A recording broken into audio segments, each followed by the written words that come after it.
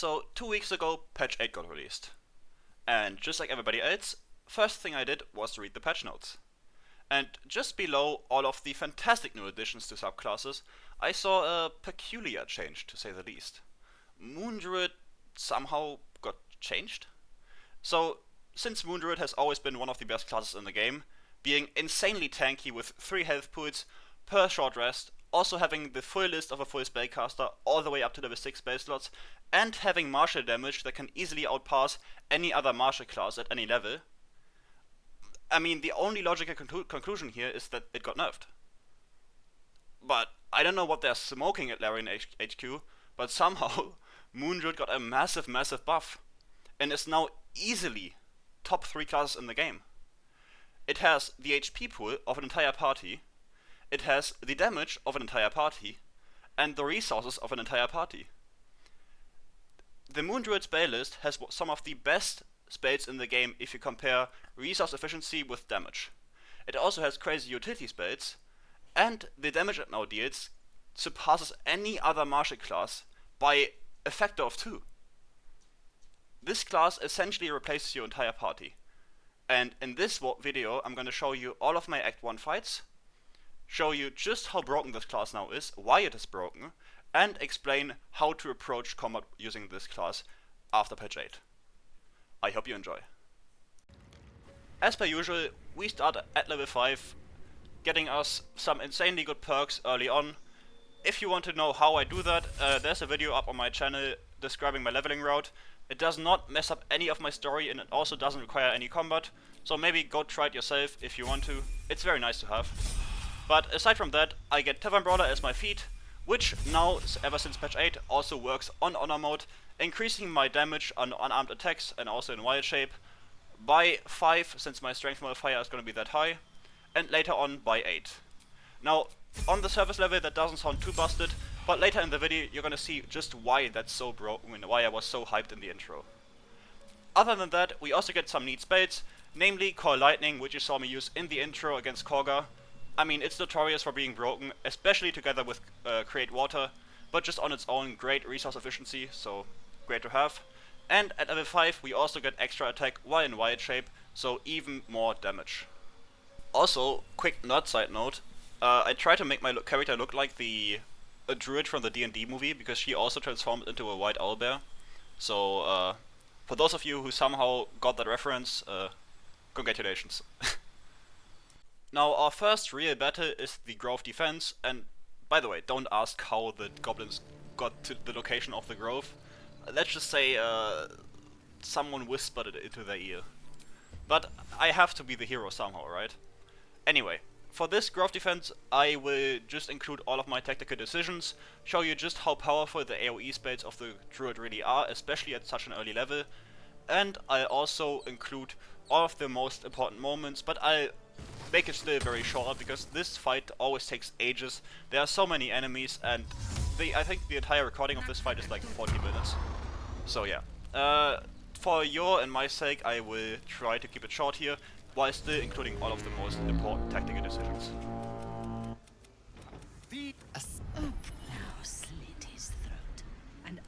Now there are just a few main threats in this fight, and especially on the first few turns it's extremely important to eradicate these threats effectively and immediately.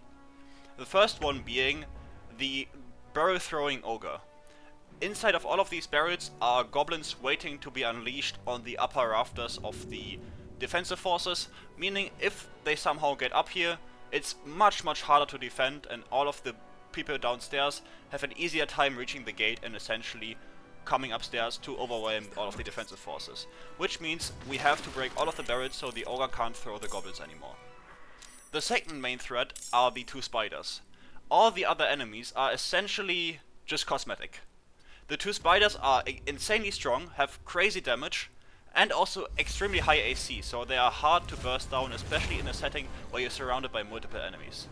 So our first task is 1, destroy the barrels, and 2, destroy the spiders. The spike growth I planted before the fight will probably take care of most of the melee goblins, especially if we break the barrels, so we don't have to worry about all of those.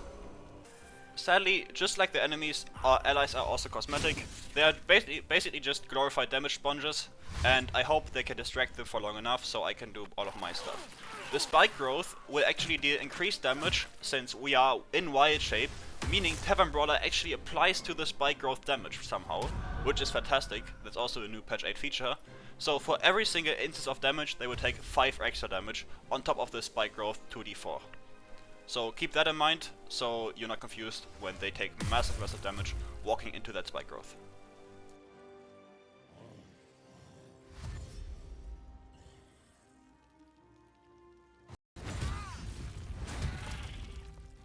Now, like I said earlier, our main priority right now is to eliminate both spiders. They are currently the only ones who can really threaten us, so having these out early is very important. After that, we can then put our attention to all of the goblins down below, which are currently just taken care of by the spike growth.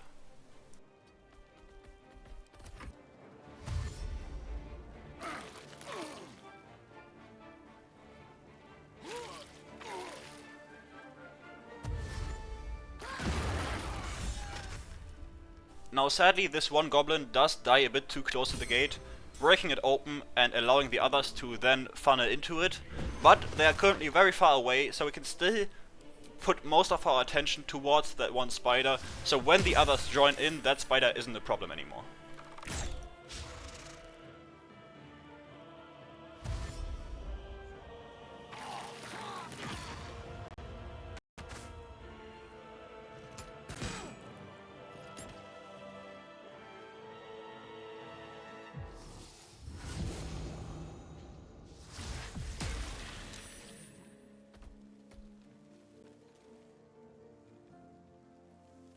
Now losing the spike growth here is actually quite a huge problem because it allowed me to zone out all of the laid back forces, which aside from Minthara and the Booyak who can Misty Step up, would have been not able to come through the gate. So now it's wide open and they can join in. However, I am still in wild shape, so I'm going to use this to burst down the last spider. And then I'll have to switch up my strategy to a more human focused and caster focused playstyle.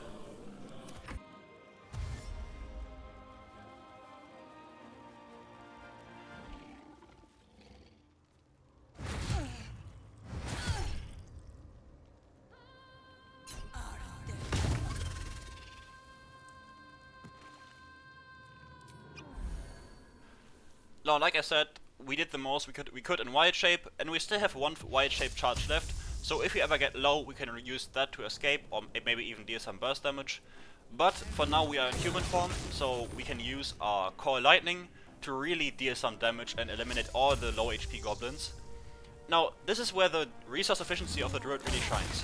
Both Moonbeam and Core Lightning are just one cast, and then for 10 turns, you get that same cast for just an action. Which is just, it's fantastic, especially in the early game with so squishy enemies, and you're about to see just how broken just one level 3 spell slot can be if you position yourself correctly and have the enemies walk all the way up to you.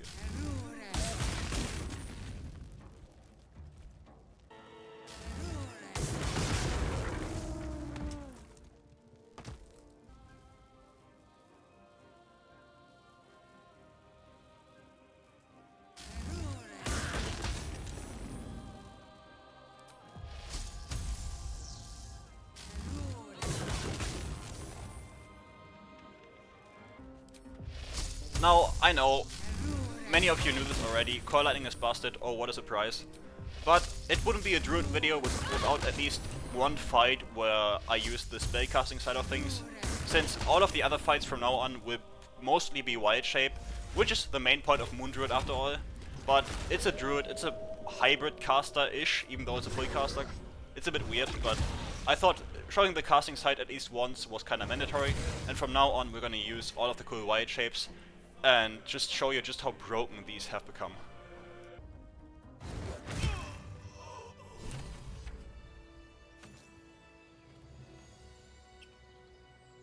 So after we defend the grove, I go to the goblin camp and clear all of the enemies there. Also killing W'wargaz, who wasn't really much of an enemy at all because I'd killed him in one turn. But I also go down to Grimforge, which in my infinite genius I forgot to record. but I guess it's just spike growth with a W'wargaz. Pretty simple stuff. And after killing all of those, I actually managed to get enough XP for level 6. Which in this next fight I'm not gonna use yet, but level 6 unlocks two very important wild shapes. One is the notorious owlbear, just an absolute unit, incredibly tanky, has crazy damage, and also fantastic AoE on a bonus action, which, you know, it's just a murder machine, that's what it is. And the second one is a bit less known for how strong it is the Panther. It not only gets a free cast of invisibility, but it also deals very high damage, and later in the more high level fights of this video, I'm gonna show you just how to use the Panther, because if you use his abilities correctly, he can easily outdamage the owlbear, and you're gonna see why in a second. But for now, we will fight the undead enemies in the Mountainpass with a new trick involving the spike growth and the raven wild shape. So the trick here is the following.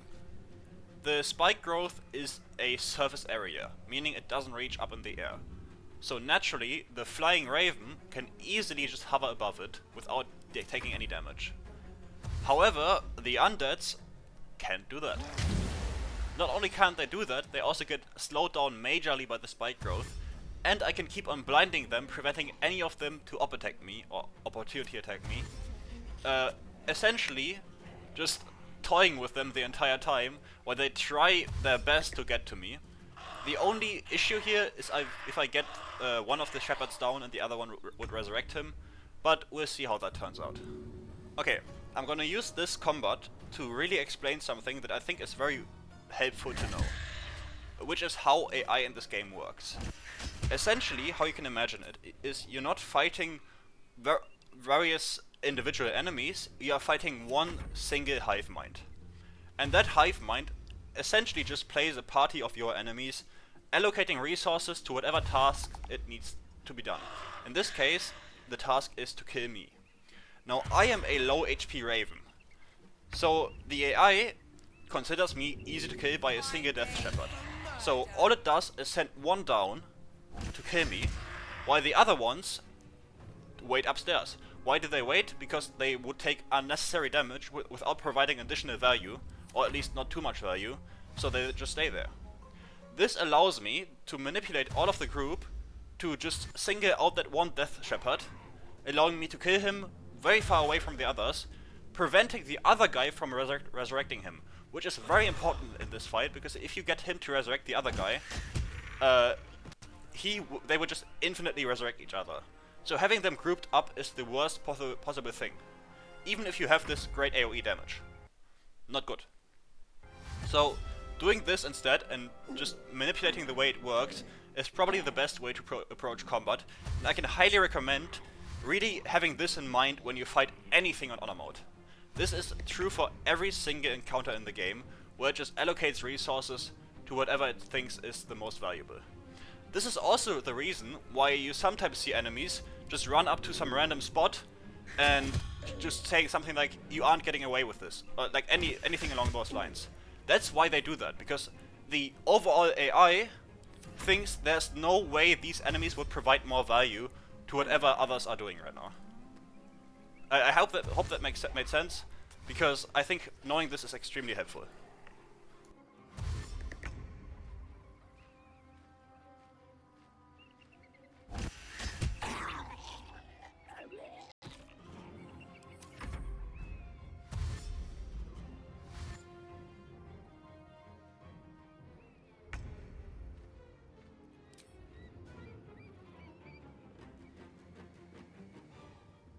So now our next target is the second Death Shepherd, and I am very sure that he will resurrect at least some enemies, but the main thing I do not want him to do is resurrect his counterpart. If he does that, I'm in big trouble. Any other enemies I can deal with if they're resurrected.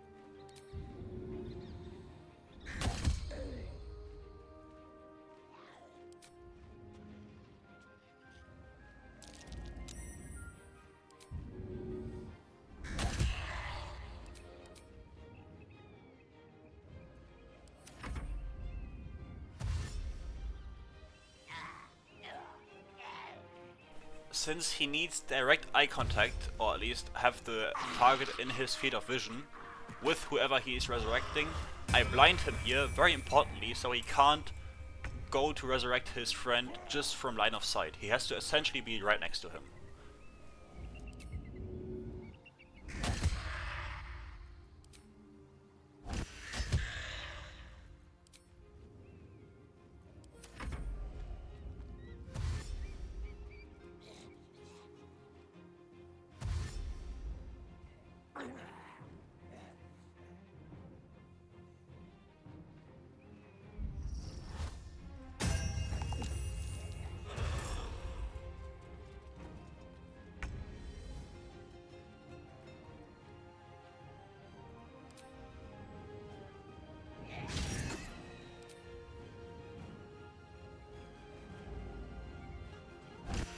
And luckily I have just enough damage with Tavern Brawler to kill the guy and prevent him from resurrecting his friend. And now I can really just use Spike Growth to kill all of the other ones. Especially because his aura is gone that made all the other ones resistant to his piercing damage. So now they take much more damage from the Spike Growth.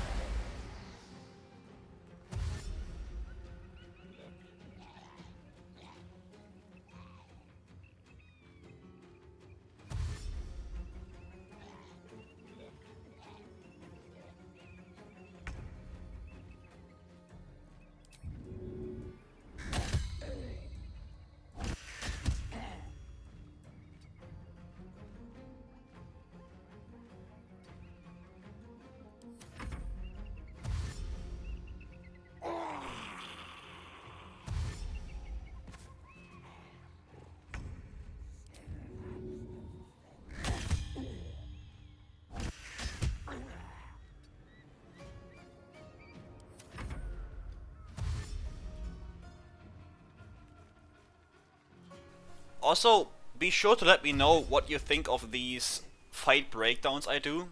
For this one specifically, I wanted to just show how the mechanics of the game work, but in general I want to try to give more of my thoughts on the fights, because the main feedback I got from all of you guys across streams and videos was to hear more of my thought process.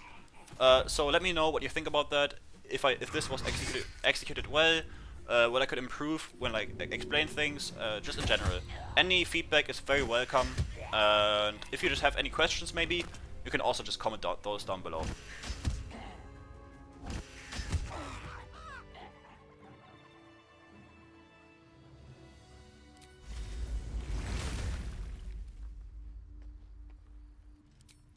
Now this is gonna be the last showcase of my Coil Lightning or spellcasting in general, I think. But I really want to show just how versatile the Druid is by starting off with some high burst damage spells and then slowly going back into wild shape to finish off all the enemies. This is what I love about this class. You're not bound to either of the playstyles, but both of them are just that strong that no matter what you choose and how you switch mid-combat, it always turns out great, because both deal just nuclear levels of damage.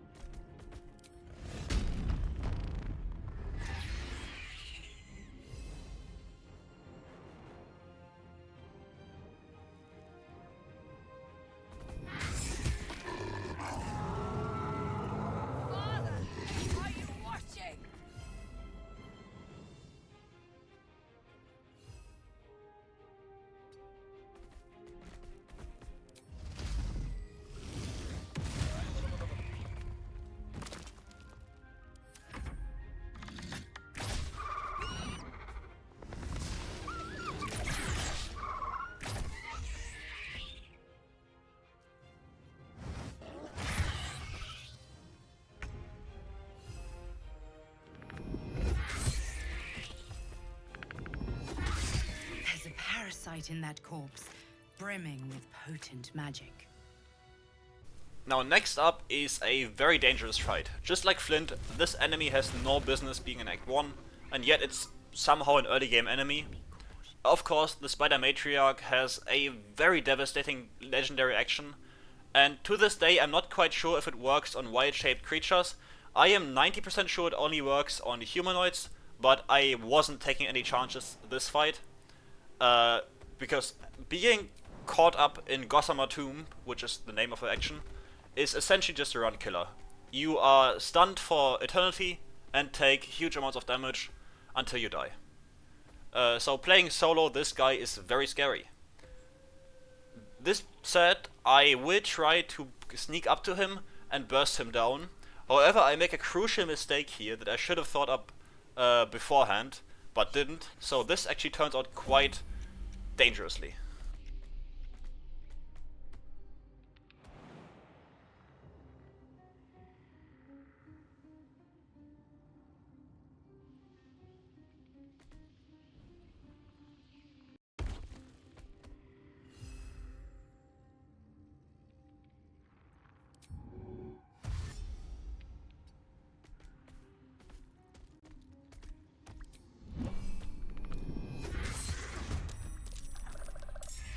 Now, being the last one in turn order is just bad luck. My initiative roll was pretty bad, so I now have to deal with essentially just a normal turn order, since the surprise turn isn't that valuable anymore. In addition to this, I bring the Spider Matriarch to the HP threshold where they can rage and gain resistance to all physical damage. However, I thought this resistance was only against non-magical damage, which at level 6 I would bypass, being a Moondruid with Primal Strike. However, it also blocks magical damage, which I guess, forgot. That's why, after this turn, all of my damage is halved, which is a big problem, because this guy needs to die ASAP. So here's how I deal with this.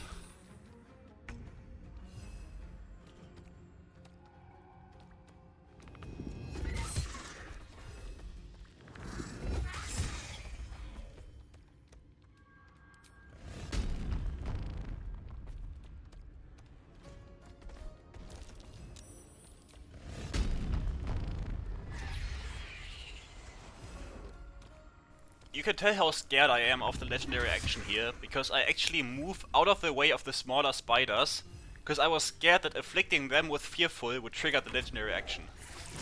The chance of this being true is astronomically low, but I was really scared of that. I hate that legendary action, it's so scary.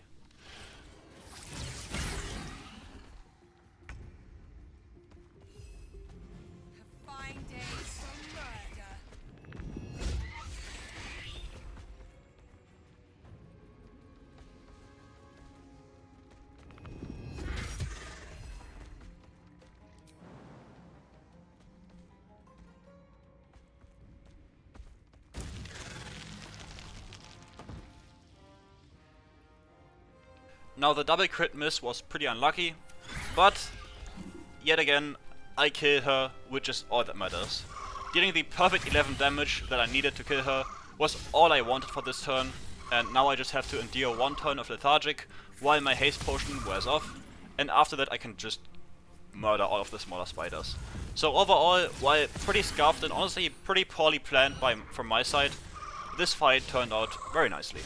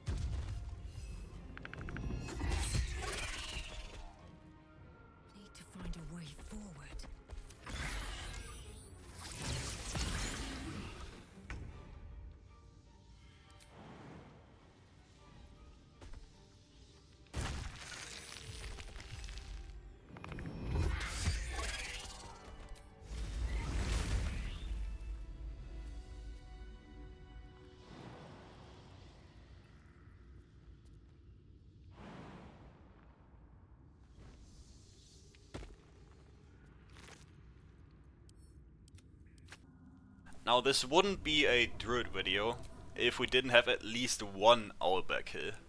And our victim of choice is not, as per usual, the robot down in the Grimforge. Instead, we choose a different one, which is Cole. Now he also is very nicely positioned below this cliff, so it's not hard to just jump off and squish the guy for a nice 500 damage.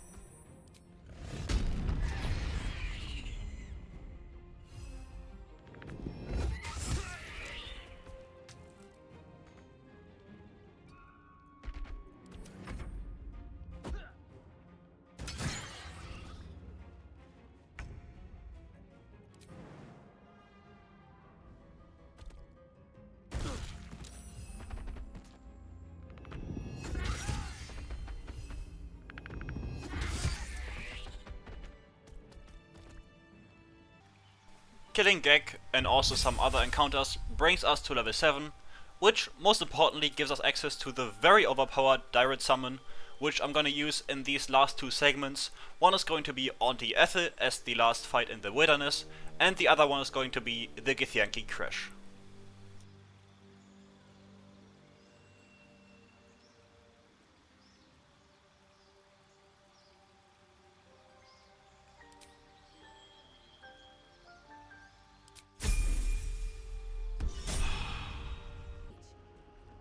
For this fight, I am going to showcase why the Panther is actually better than the Owlbear for DPS. And I mean, you just saw the Owlbear do damage. He's pretty strong, and I'm gonna explain just how the Panther can surpass that. And later on, when I do the Act 2 video, there will also be a wild shape that's even stronger than this. So I really can't wait to show you that. But for now, the Panther is really strong against enemies that are prone. And luckily, the Panther itself has an ability that can make enemies prone, which is his Pounce action.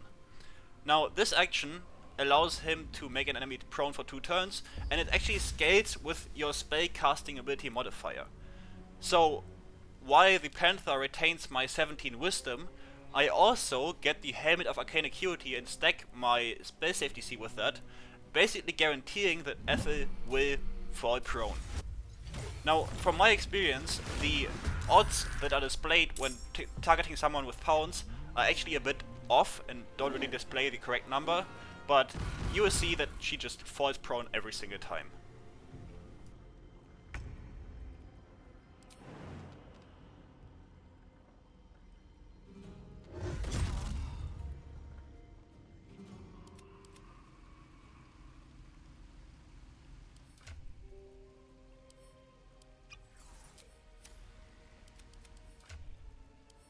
Now what I'm doing here, or at least what I'm trying to do, is bring in my 2 summons to cast Entangle on Ethel so she stays prone. Because the prone lasts for 2 turns, she has to spend movement speed to get up, and Entangling would prevent her from using movement speed.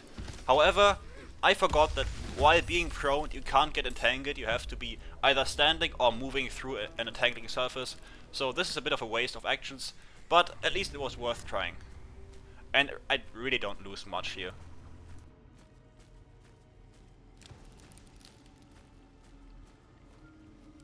Well, so much for peace.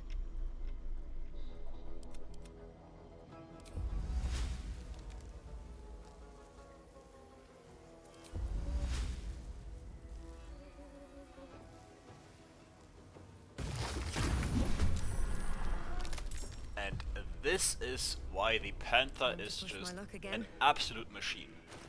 Jugular Strike, dealing absolute shit damage on a non-prone target, but then dealing an extra 2d6 plus your dexterity modifier as damage. And now the fantastic part about this ability is, okay, I'm gonna break down the entire damage now, and I'm sorry for interrupting this fight with this, but I have to get this off my chest. This ability is fantastic, really. I can't express just how great it is. Because what it does is, it deals 1d4 damage, plus 1d6 at base Panther level, plus your dexterity modifier, plus 2d6, plus your dexterity modifier. This is just normal. And then Tavern Brawler adds your strength modifier every time you use your dexterity modifier. Meaning, you get plus 8 in this case, because you use Cloud Giant elixirs. You get plus 8 damage on both of the dexterity modifiers. So the damage we actually deal right now at base Panther level is 1d4 plus 1d6 plus 2 plus 8 plus 2d6 plus 2 plus 8. That is an insane amount of damage on a single attack. We can use that twice because we already have extra attack. This is why the Panther is so great. And now, why is the Saber-Tooth Tiger better? The Saber-Tooth Tiger is a summon we get at level 8. Oh, not summon, White Shape. And the Saber-Tooth Tiger is better because instead of using the Dex modifier for the initial damage, it also uses the Strength modifier on Jugular Strike. Meaning, the Saber-Tooth Tiger deals 1d4 plus 1d8 plus 8 plus 8 plus 2d6 plus 8 plus 8 damage on a single attack. This is insanity. This is what they should have never ever added Tavern Brawler to Honor Mode. This is brutal. And not to mention, okay, now I'm just rambling, but in Act 3, when we get to Act 3, we will get not only improved Wild Strike, which will give us 3 attacks per turn, meaning this bullshit will happen 3 times in a single action. But we also get 2 levels into Fighter, which means Action Surge. Action Surge another 3 times. Who would survive that? Why did they do this? Why did they think, Moondruid, a known to be busted class, let's buff that. What?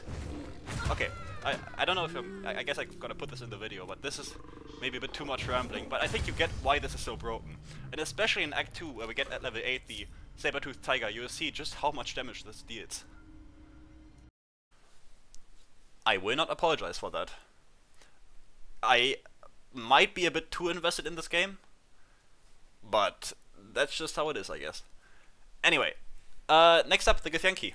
We have quite a few fights here, and usually they are quite strong, but it turns out being a 5-ton owlbear is a pretty big tactical advantage, and you'll see why in just a second.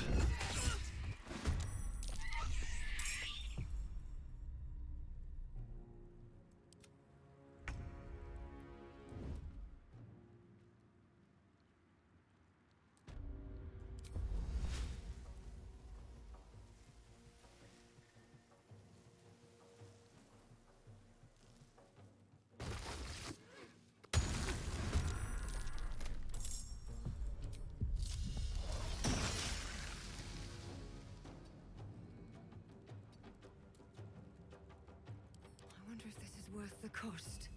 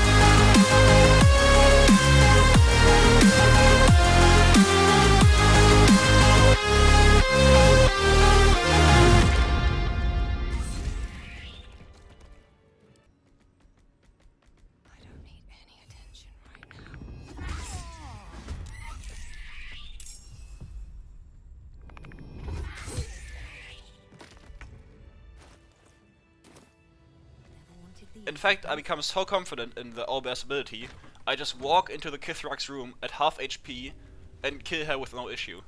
This white shape is completely balanced and it should remain this way, for sure. This calls for careful footwork.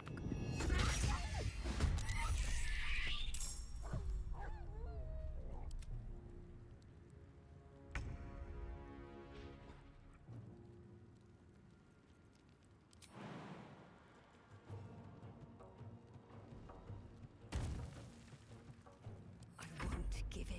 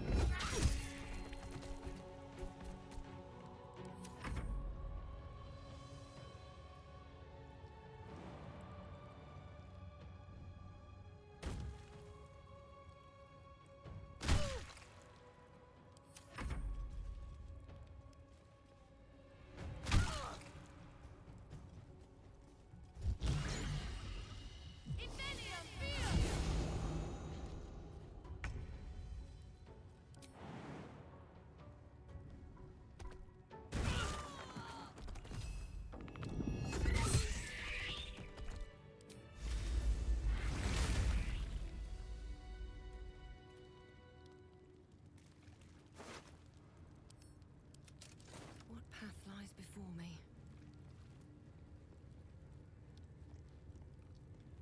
Next up is the Inquisitor, and he is a big issue because not only does he have high strength, and Pounce is a strength save, but he also has legendary resistance, allowing him to add another +10 to his saving throw, meaning we have to have as much space safety C as possible for Pounce to have a chance to land and disable him. Because we need him to be prone for Jugular Strike to work as wonderfully as it does. So this is why I set up my Arcane Acuity here with my Earth Elemental, just so we get our spell safety C as high as possible.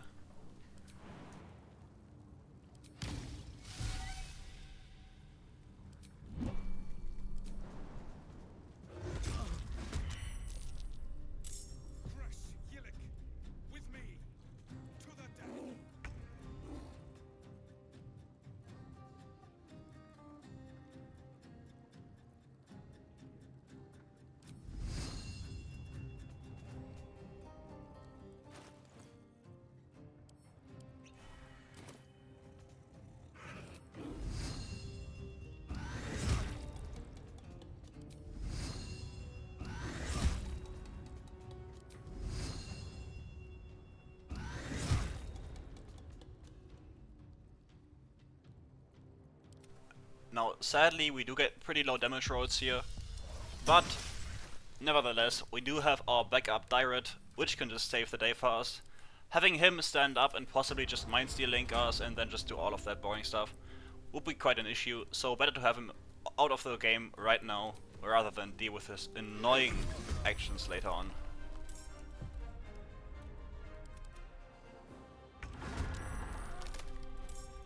Sometimes the only way out is through.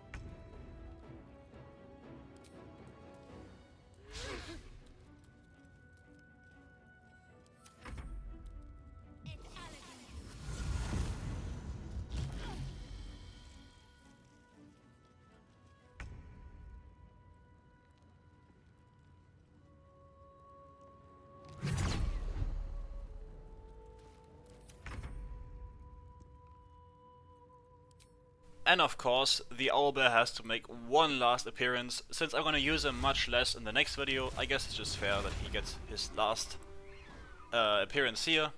I guess maybe not his last, but the saber-toothed tiger will be the MVP of the next video for sure. So I will just bring him out here for one last time to clear up these last Githyanki. Can't slow down.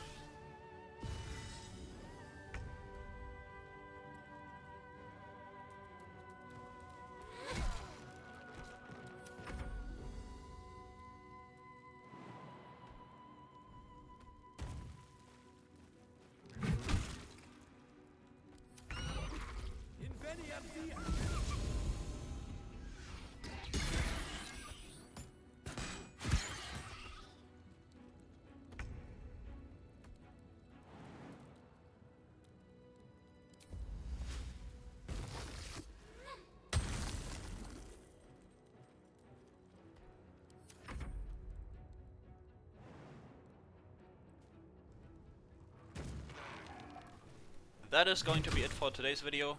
It wasn't Act 1 and 2 in one video as I originally had planned. I just found so many fights interesting in Act 1 that I just thought to myself, why not make it as like an individual video?